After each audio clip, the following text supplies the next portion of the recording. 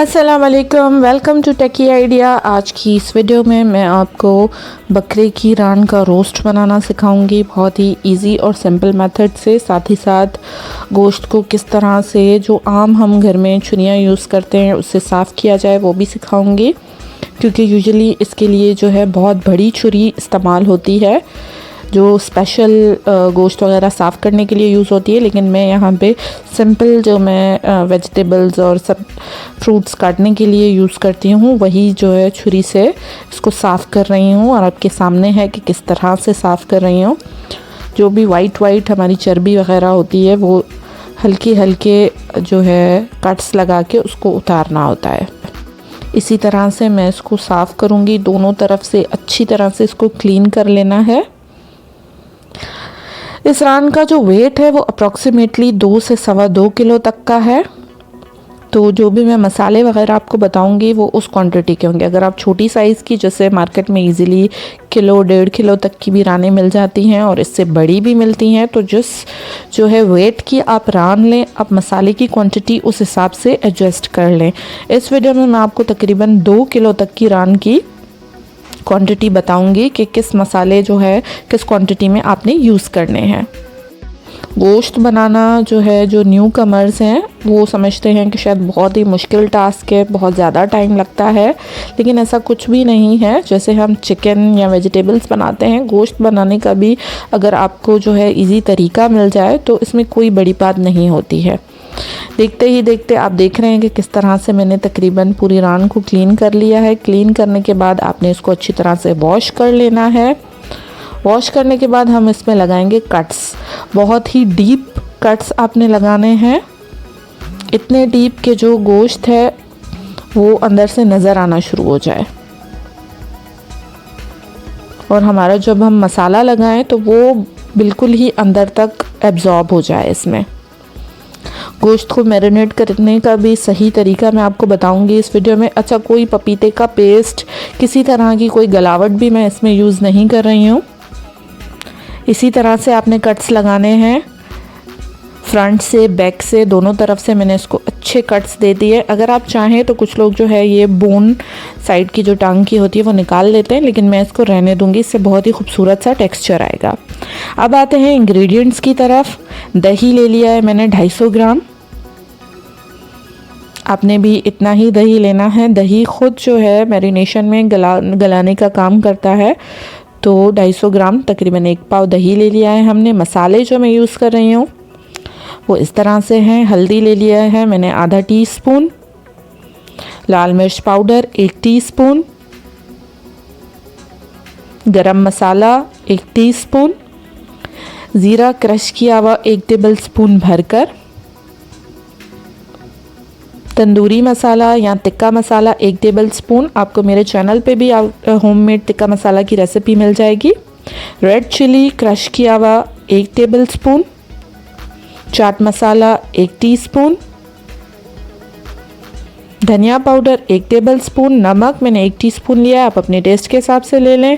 Crush coriander, crush किया हुआ जो धनिया होता है वो मैंने 1 टीस्पून ले लिया है। 2 से 3 लेमन यूज़ करूँगी मैं यहाँ पे, आप अपनी चॉइस के हिसाब से ले लें।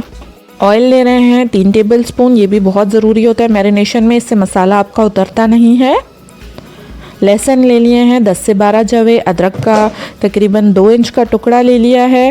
हरी मिर्चें ले ली हैं 3 से 4, उनको बारीक चॉप कर लिया है। थोड़ा सा धनिया और पुदीना फ्रेश हम लेंगे।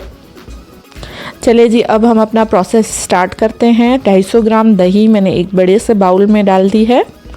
इसमें मैंने अदरक, लहसुन और हरी मिर्चें भी शामिल कर ली हैं। साथ ही साथ इसमें जो धनिया पुदीना है वो भी डाल दिया है। आप चाहें तो धनिया और पुदीना स्किप भी कर सकते हैं, लेकिन इसका टेस्ट बहुत ही लाजवाब आता है। अच्छी तरह से इन चीज़ों को ब्लेंड कर लेना है। साथ ही साथ इसमें जो ऑयल है वो भी हम ऐड कर देंगे।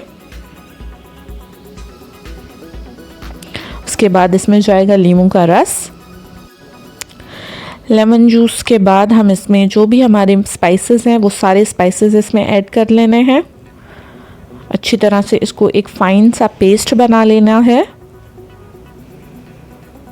आप देख सकते हैं कि कितना मज़े का ये पेस्ट बिल्कुल तैयार हो गया है, रेडी हो गया है। अब जो हमने अपनी रान है उसको किसी बड़े से बर्तन में डालने, मैंने यहाँ पे यूज़ किया स्टील का जो हमारा बर्तन होता है वो बड़ा सा, यूजुअली ये आटे गूंदने के काम आता है। मैं इसी में इसको स्टीम करूँगी, इसीलिए मैंने यही बर्तन यूज़ किया है। आपके पास भी अगर इस तरह का कोई बर्तन है तो ये बेस्ट रहेगा। अच्छी तरह से आपने इसको मैरिनेट करना है। अपने हाथों की मदद से अंदर तक इसमें मसाला डालना है ताकि जो है अच्छी तरह से हमारा गोश्त मैरिनेट हो जाए। तकरीबन इस प्रोसेस को आपने 10 से 12 मिनट देने हैं। मसाला लगाने के बाद इसको अच्छी तरह से आपने मसलते रहना है। जितनी अच्छी तरह से आप इसको मसाला लगाएंगे उतनी ही टेस्टी आपकी जो रान है वो बनेगी।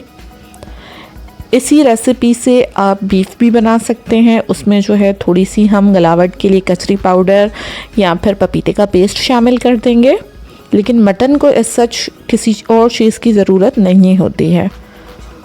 और इसी से आप दुम्बा वगैरह भी बना सकते हैं सेम रेसिपी से। और अगर आप इस रेसिपी से चिकन बना रहे हैं तो उसको आपने ओवरनाइट रखने की ज़रूरत नहीं है। उसको आप 1 से 2 घंटे की मैरिनेशन में पका सकते हैं।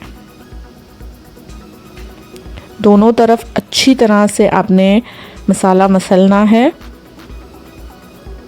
और सारा ही मसाला ऐड कर देना है। आपने सारा मसाला इस पे लगाना है। उसके बाद जो हमारा स्टीम के बाद मसाला बचेगा उसका क्या करना है वो भी मैं आपको इसी वीडियो में बताऊंगी। उम्मीद है रेसिपी आपको पसंद आ रही होगी। अगर पसंद आ रही है तो सब्सक्राइब के बटन को ज़रूर प्रेस करें और हमारा चैनल जो है वो सब्सक्राइब कर दें। जैसे कि मैंने आपको बताया कि 10 से 15 मिनट आपने इसको ये जो है मसाला लगाते रहना है अंदर तक और हाथों से इसको मसलते रहना है ताकि ये मसाला अच्छी तरह से इसमें एब्सॉर्ब हो जाए। उसके बाद आप इसको अच्छे से कवर करके तकरीबन 8 से 10 घंटे फ्रिज में रख देंगे। आप चाहें तो आप इसको ओवरनाइट भी रख सकते हैं।